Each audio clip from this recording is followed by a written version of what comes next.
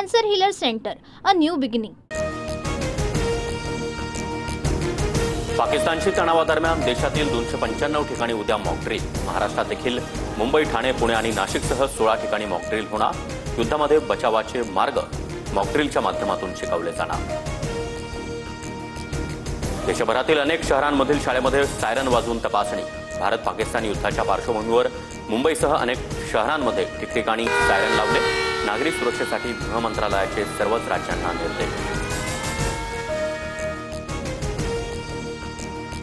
महाराष्ट्रातील 3 शहरं सुरक्षेच्या दृष्टीनं अतिसंवेदनशील। मुंबई, उरण, तारापूरचा कॅटेगरी 1 मध्ये, तर ठाणे, पुणे, नाशिक, पिंपरी चिंचवडचा कॅटेगरी 2 मध्ये समावेश। पहलगाम हल्ल्यानंतर दिल्लीतील घडामोडींना वेग। पंतप्रधान नरेंद्र मोदींची बैठकांची मालिका सुरूच। राष्ट्रीय सुरक्षा सल्लागार अजित डोवाल यांच्यासोबत मोदींची 40 मिनिटं चर्चा। भारताच्या हक्काचं पाणी बाहेर जात होतं, आता भारताचं पाणी भारतामध्येच थांबणार आणि ते आपणच वापरणार। सिंधू जल करारावर पंतप्रधान मोदींचं वक्तव्य। पहलगाम हल्ल्याआधीच गुप्तचर यंत्रणांकडून अलर्ट नंतर मोदींचा काश्मीर दौरा रद्द। मग सामान्य पर्यटकांची सुरक्षा का करू शकला नाही?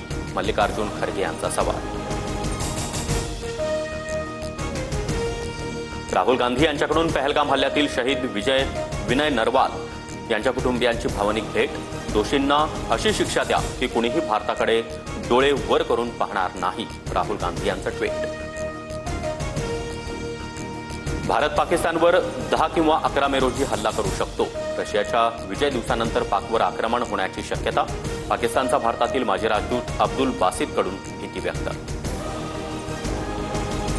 राज्यात अवकाळी आणि गारपिटीचा तडाखा। अकोला, चाळीसगाव, नाशिक, जालना, अहिल्यानगरसह ठिकठिकाणी मुसळधार पाऊस। पुढील 2 दिवसात मेघगर्जनेसह पावसाचा अंदाज। वादळी वाऱ्यामुळे पिकांचं मोठं नुकसान। आंबा, केळी, द्राक्ष बागांना फटका, तर मराठवाड्यामध्ये वीज पडून तिघांचा मृत्यू। पंचनामे करून मदतीची मागणी।